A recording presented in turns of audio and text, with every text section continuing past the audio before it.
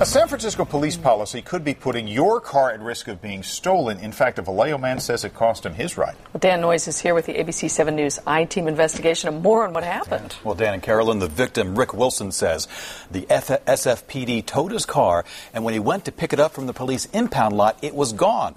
And Wilson believes something the officer did made his vehicle an easy target for a thief. Driving a rental car provided by his insurance company is not how Rick Wilson wants to get around.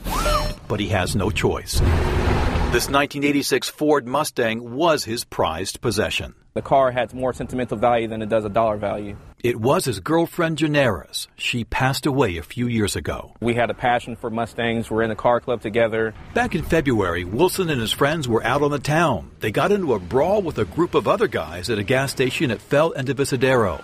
San Francisco police detained Wilson and took him to Park Station. They towed his car to the impound lot, auto return on Pier 70. When I was detained that night by the officers, they took my keys off my key ring and placed them in the vehicle. San Francisco police say there was nothing unusual about the tow, including taking the car keys and leaving them in the car.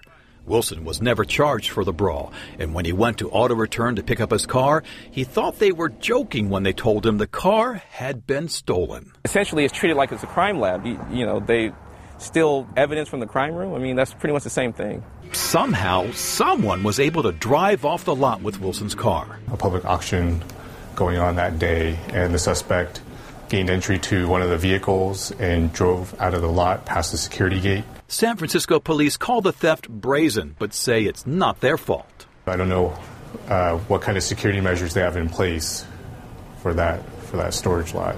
Auto Return's city contract is not with the SFPD. It falls under the Municipal Transportation Agency.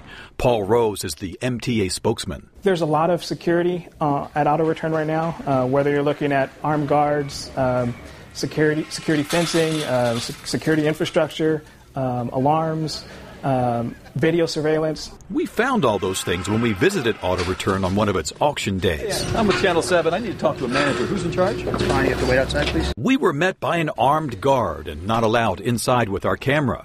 In order to get into the auction, you have to agree to be frisked. And to get out, the guard checks the car and paperwork before he opens the gate and lets you drive away.